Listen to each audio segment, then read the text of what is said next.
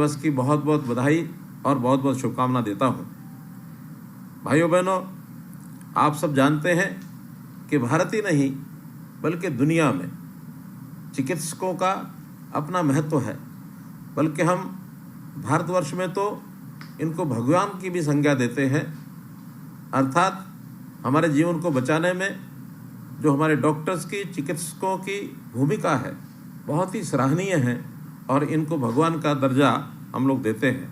जैसे हमने पिछले दिनों में देखा कि जब कोविड-19 ये बीमारी दुनिया भर में फैली तो आखिर सबसे आगे कोविड सैनिक के रूप में हमारे डॉक्टर बंधु आगे आए और एक प्रकार से जो मानवता पर खतरा बताया जा रहा था उससे हमें बाहर निकाला, सचेत किया और प्रभु कृपा से वो कोविड-19 जैसी बीमारी ये भी हम ठीक कर पाए।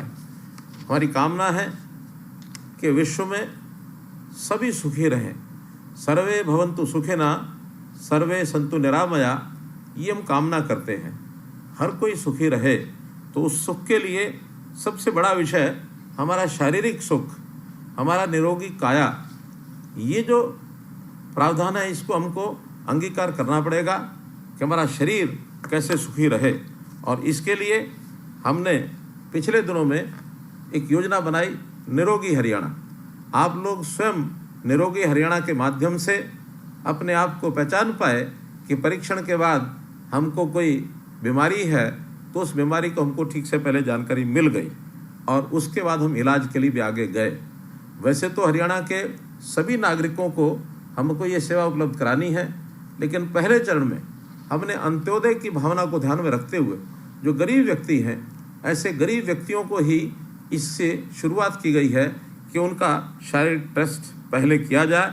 और इसके लिए हमने 1,21,00,000 नागरिकों का टारगेट ये अपने सामने पहले रखा है। तो इस टारगेट को पूरा करने के लिए जो हमारी निरोगी हरियाणा योजना है, ये योजना हमारे देश की राष्ट्रपति श्रीमती द्रौपदी मुर्मू, उन्होंने 29 नवंबर 2022 को अंतर्राष्ट्रीय गीता जयंती के अवसर पर और इसको शुभारंभ किया है। जैसा हम जानते हैं कि स्वस्थ रहना और स्वस्थ होना, इन दोनों में बहुत बड़ा अंतर है। हम प्रारंभ में स्वस्थ रहते हैं, लेकिन जब कभी हमको कोई बीमारी घेर लेती है, फिर हम डॉक्टर के पास जाते हैं और डॉक्टर हमारा इलाज करता है तो हम स्वस्थ हो जाते हैं। तो स्वस्थ होना एक कष्ट में से निकल करके स्वस्थ होते हैं, लेकिन स्वस्थ रहना उस कष्ट से बचने का ये हमारा उपाय है। तो इस उपाय को करने के लिए हमने ये जो प्रकल्प हरियाणा निरोगी हरियाणा जो चलाया है, ये उसी का प्रकल्प है। जैसा अंग्रेजी में कहावत है कि prevention is better than cure, अर्थात इलाज से बेहतर सावधानी और अगर बरत ली जाए तो उसके नाते से पहले प्रिवेंशन इस ओर ही जाना चाहिए। तो जो निरोगी हरियाणा का कार्यक्रम है वो प्रिवेंटिव कार्यक्रम है, अर्थात कोई बीमार ही न हो, हमको अस्पताल में जाने की आवश्यकता न पड़े। इस योजना के अंतर्गत जो मैंने बताया कि हम वैसे तो संपूर्ण जनता को, हरियाणा की जनता को 2 साल में एक बार उसका टेस्टिंग ये कराना चाह रहे हैं। हर व्यक्ति के कम से कम 25 टेस्ट ऐसे हैं जब उसको पता लग जाता है कि मेरी प्रारंभिक कोई बीमारी है कि नहीं है। तो इसको करने के लिए पहले चरण में हमने अंत्योदय के नाते से 1,80,000 रुपये वार्षिक आय, ये जो लोग हैं इनको टारगेट रखा है, जो लगभग 30 लाख ऐसे परिवार हैं। और इन 30 परिवारों में जैसा मैंने बताया कि 1,21,00,000 लोग ऐसे हैं जिसका हमने ये टेस्टिंग करनी है।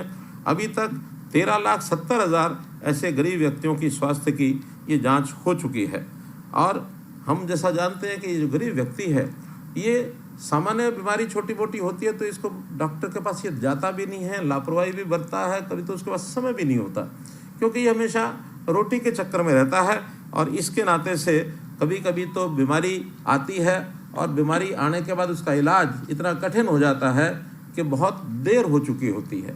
तो हमने इस देर को दूर करने के लिए ही ये कार्यक्रम शुरू किया है कि हम लोग पहले से जांच कराएं और जांच कराने के बाद उन व्यक्तियों का पता लगाएं कि जो व्यक्ति हमारे इस किसी न किसी बीमारी जो उसको प्रारंभ लक्षण उसको दिखे हैं, तो उस लक्षण के नाते से वो कोई ना कोई लाभ उसको दिलाने की हम स्थिति में आ जाएं। जब भी शरीर बीमार होता है उससे पहले ही उसके कुछ लक्षण होते हैं वो लक्षण कई बार दिखाई देने लग जाते हैं। वैसे तो कहते हैं कि आदमी के शरीर में अपनी एक पावर होती है जिसको रेसिस्टेंस पावर कहते हैं, उसकी इम्यूनिटी होती है, उस इम्यूनिटी के कारण से बहुत सी बीमारियों पर तो वो काबू पा लेता है।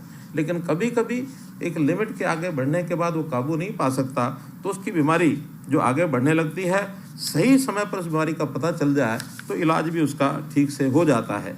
हम जब कभी देखते हैं कि अपनी गाड़ी चला रहे होते हैं, अपना स्कूटर है, अपना मोटरसाइकिल है, अपनी कोई कार है, अथवा यहाँ तक साइकिल भी है, तो भी उसमें कोई खराबी अगर आती है तो पहले से लक्षण पता लग जाते हैं कि इस गाड़ी की कोई खराबी आ रही है। अगर समय पर उस खराबी को हमने ठीक कर लिया और गैराज में लेकर के उसको ठीक करा पाए तो फिर वो आगे गाड़ी का और अधिक नुकसान नहीं होता, अन्यथा वही गाड़ी एक प्रकार से बेकार हो जाती है और हमें आगे बढ़ने के लिए वो रोक देती है। ऐसे हमारा शरीर है, इस शरीर के अंदर भी प्रारंभिक लक्षण अगर वो पता लगते हैं तो हम उस गाड़ी की सर्विसिंग की तरह आवश्यकता पड़ने पर उसकी सर्विसिंग भी हम अस्पताल में जाकर के करा सकते हैं। तो इस नाते से इस समय हमको इन कामों के लिए आगे बढ़ना है। जैसा मैंने बताया कि अभी तक 1,92,000 लोग जिनका टेस्ट हुआ है, 15 लाख में से 1,92,000, बल्कि आज का आंकड़ा मेरे पास है, पिछले जो 7 दिन पहले आंकड़ा था वो 192 था, आज का डाटा है 2,13,000 लोग ऐसे हैं जिनकी कोई ना कोई लक्षण बीमारी के हमको मिले हैं। और उसमें भी अनीमिया जो एक खास करके बहुत ऐसी बीमारी है, महिलाओं में ज़्यादा पाई जाती है, तो उसके अंदर भी 55,000 ऐसे केसेस आए हैं जिसमें अनीमिया की कमी है। तो मैं अपनी बहनों से, माताओं से, जो बेटियां हैं, बहन बेटियों से भी आग्रह करूंगा कि वो जाकर के समय समय अपनी स्वास्थ्य की जांच ज़रूर कराएं, क्योंकि अनीमिया कम होने से अपना शरीर भी खराब रहता है, अपना शरीर भी ठीक से स्वस्थ नहीं हो पाता, और अगर माताएं हैं तो हमारे जो बच्चे हैं उनका भी स्वास्थ्य की जो वृद्धि है वो ठीक नहीं हो पाती है। तो इसके लिए आग्रह है, स्वास्थ्य की जांच भी कराएं और जो डॉक्टर द्वारा दी गई आयरन की गोलियां हैं वो ज़रूर खाएं, और समय समय पर अन्य दवाई का भी उपयोग है वो सब हम करें।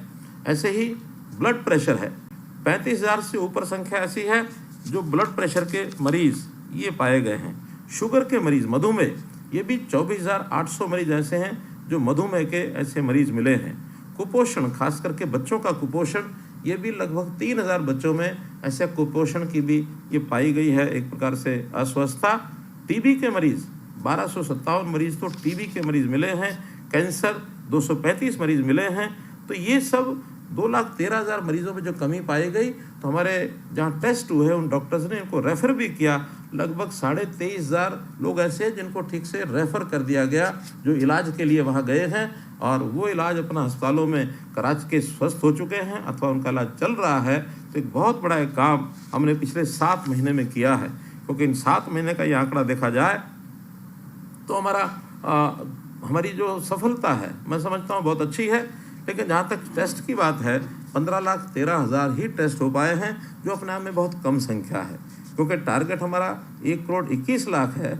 तो 15 लाख टेस्ट यानी 15 लाख लोग, टेस्ट की संख्या अधिक हो सकती है, लेकिन आखिर तो हमने व्यक्ति को कवर करना है। तो 15 लाख लोगों को अगर 1,21,00,000 पहुँचना है तो निश्चित रूप से इस लक्ष्य को प्राप्त करने के लिए हमको और संख्या बढ़ानी होगी। अभी तक केवल 458 जगह ऐसी हैं हमारी स्वास्थ्य विभाग की जहाँ ये टेस्ट होते हैं, लेकिन हमको ये संख्या भी बढ़ानी होगी और हमें प्राइवेट सेक्टर उसका भी सहयोग लेना होगा, ताकि इन चीज़ों को हम समय पर प्राप्त कर सकें, यानी एक प्रकार से लक्ष्य को प्राप्त कर सकें और इन लोगों को जिनको सहायता पहुंचानी है उनको ये सहायता पहुंचाई जा सके।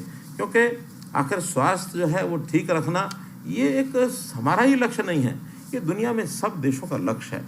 और मैं तो एक विषय जान करके बहुत हैरान हुआ कि आज तो हम बीमार होते हैं, उसके बाद स्वस्थ होने के लिए हम अपने अस्पताल खोलते हैं, डॉक्टर्स की संख्या बढ़ाते हैं। अब ये काम ऐसा है कि वो कितना ही कर लिया जाए, लेकिन अगर हमने बीमारी की गति को कम न किया तो डॉक्टर्स और अस्पताल तो कभी पूरे हो ही नहीं सकते। तो इसलिए प्रारंभ में स्वस्थ रहना, इसके लिए बहुत से काम हम कर भी रहे हैं। मुझे एक चाइना का उदाहरण ध्यान में आता है। 100-150 साल पहले चाइना में जो वैद्य होते थे उस समय के, आज उनको हम डॉक्टर कहते हैं, उस समय स्वास्थ्य की रक्षा के लिए वैद्य होते थे। तो वैद्य मोहल्ले के अनुसार लगाए जाते थे और उन मोहल्ले के वैद्य, उनको ये कहा जाता था कि आपको जितने लोग यहाँ स्वस्थ होंगे, इस एरिया के कितनी प्रतिशत लोग स्वस्थ हैं, उसके हिसाब से आपको पैसा मिलेगा। जितने लोग अस्वस्थ हो जाएंगे आपका पैसा काट लिया जाएगा।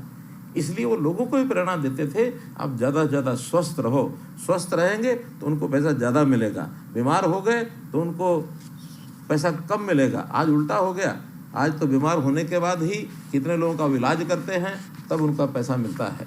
ये बात कहने को बहुत सामान्य लगती है, लेकिन समाज के अंदर जागरूकता पैदा करना कि कैसे वो स्वस्थ रहें, इसके लिए हमने भी बहुत से कार्यक्रम को चलाए हैं। और उन कार्यक्रमों में मैं जैसे समझता हूँ, गांव-गांव में स्वस्थ रहने के लिए, निरोगी रहने के लिए हमारी आयुर्वेद पद्धति ये बहुत महत्वपूर्ण पद्धति रही है कि कैसे स्वस्थ रहा जाए। उसके लिए हमारे खान पान की ये चिंता हमारे बड़े बुजुर्ग, दादी नानी ये सब करते थे कि बेटा क्या खाना है क्या नहीं खाना है। आज भी डाइटिशियंस जो हमारे औषधालयों में या हमारे अस्पतालों में होते हैं वो हमें गाइड करते हैं कि क्या खाना है क्या नहीं खाना। हमने गांव-गांव में पार्क योगशालाएं ये शुरू किए हैं कि योग करिए, स्वस्थ रहिए, स्वास्थ्य ठीक रखने के लिए व्यायाम करिए। तो ये व्यायामशालाएं, योगशालाएं ये भी अपने आप में उसके लिए हमने शुरू किया है। जागरूकता ये भी बहुत ज़रूरी है, और ख़ास करके जो व्यसन हमको लगते हैं उसकी जागरूकता। अभी हमने नशा मुक्त हरियाणा ये अभियान चलाया है ताकि इसके माध्यम से भी अगर जागरूकता होगी तो व्यक्ति स्वस्थ रहेगा, तो खान पान ठीक रहे, शरीर अच्छा हो। पर्यावरण बचाने की मुहिम ये भी हमने चलाई है कि आखिर पर्यावरण बचेगा, ऑक्सीजन बढ़ेगी तो कोविड जैसी बीमारियों का भी मुकाबला करने के लिए हमको ऑक्सीजन की आवश्यकता होती है। शरीर स्वस्थ रहता, अस्वस्थ नहीं होता है। इसी प्रकार पानी बचाना, मिट्टी इसको जो है वो ठीक रखना, इसमें दूषित वातावरण न बने, हमारे केमिकल्स को कम करना, ऑर्गेनिक खेती, प्राकृतिक खेती ये सब शुरू किया हमने। आगे योजना में अब वेलनेस सेंटर्स बनाने की भी कल्पना की है कि उन वेलनेस सेंटर्स में व्यवस्थाएं ऐसी करें जिससे व्यक्ति को स्वस्थ रहने के लिए सारी बातें, जागरूकता वो की जाए, कुछ कार्यक्रम बताए जाएं कि आपको स्वस्थ रहना है, बीमार नहीं होना है। बीमार होने के बाद इलाज ये अलग एक उसका विषय है, वो हम कर रहे हैं, उसमें हमारी कोई कमी नहीं है, लेकिन फिर भी उससे बड़ा विषय है कि हम स्वस्थ कैसे रहें, इसके लिए हम आगे काम कर रहे हैं। और इसी नाते से ये जो आज कार्यक्रम बताया गया है कि निरोगी हरियाणा अर्थात हर व्यक्ति का पहले टेस्टिंग हो जाए। टेस्टिंग होने से पता लग जाए कि कहीं कोई प्रारंभ में कोई ऐसी चीज़ उभरने वाली तो नहीं है। Nip the evil in the bud, कि बुराई को उसको जड़ में ही समाप्त कर दो। तो शरीर की बीमारियां ये भी एक बुराई है, तो इसलिए उसको समाप्त करने के लिए हम लोग इस प्रकार का ये सब काम कर रहे हैं। फिर भी यदि कोई सदस्य बीमार होता है तो गरीबों के लिए तो प्रधानमंत्री जी ने भी योजना बनाई है, प्रधानमंत्री जन आरोग्य आयुष्मान भारत योजना, अर्थात आयुष्मान के माध्यम से हमारे हर गरीब व्यक्ति का परिवार के इलाज के लिए 5 लाख रुपए की बीमा योजना ये बनाई गई है ताकि उसके पैसा खर्च न हो। हमने इसी योजना में हरियाणा में एक और नई योजना चिरायु हरियाणा भी साथ जोड़ी है ताकि ये संख्या जो पहले 15.5 लाख थी इसको बढ़ा करके हम 30 लाख के पार कैसे ले जाएं। और केवल यहीं तक नहीं, 1,80,000 रुपये तक की योजना थी, हम तो उससे आगे भी सोच रहे हैं कि इसको 3 लाख रुपए वार्षिक आय के हिसाब से भी कुछ योजना नई बना करके इसको बढ़ाया जाए। अर्थात लोगों का जो स्वास्थ्य है ये हमारे लिए बहुत महत्वपूर्ण विषय है। अगर स्वास्थ्य है, शरीर स्वस्थ है तो हमारे पास सब कुछ है। कहते हैं कि अगर हमने यानी शरीर खोया तो समझो बहुत कुछ खो दिया। तो शरीर हमारा स्वस्थ रहे इस नाते से हमको आगे बढ़ना है, हम लोग सुखी रहें, यही आपसे मैं निवेदन करते हुए आपको अंतिम अपील यही करूँगा कि हम लोग स्वस्थ जो हो गए हैं हमें से वो अपने आप तो स्वस्थ रहेंगे, अच्छी बात है, स्वस्थ हुए, प्रभु की कृपा उनके ऊपर हुई। लेकिन जो स्वस्थ हो गए, परिवार के बाकी सदस्य या जो जान पहचाने वाले लोग हैं, हमारे रिश्तेदार हैं, हमारे पड़ोसी हैं, उनको निरोगी हरियाणा में अस्पतालों में ले जाकर, डिस्पेंसरी में ले जा करके उनके भी टेस्ट कराएं ताकि उनको भी किसी प्रकार की अगर प्रारंभिक बीमारी के लक्षण मिलते हैं तो उसको ठीक करने के लिए वो भी आगे लोग आएँ। तो इस कल्पना और योजना के साथ आज मैं उन लोगों से बात कर रहा हूं कि जो निरोगी हरियाणा के बाद जिनको लक्षण प्राप्त मिले थे और उस लक्षण के कारण से उनको अस्पतालों के अंदर भर्ती होना पड़ा था, अपना इलाज कराना पड़ा था और आज वो ठीक हो गए हैं, ऐसे हज़ारों लोग मेरे साथ जुड़े हैं। तो मैं निश्चित रूप से ऐसे लोगों से अब मैं जानना भी चाहूँगा कि उनको इसका कितना लाभ हुआ निरोगी हरियाणा का, उनकी जाँच में कैसे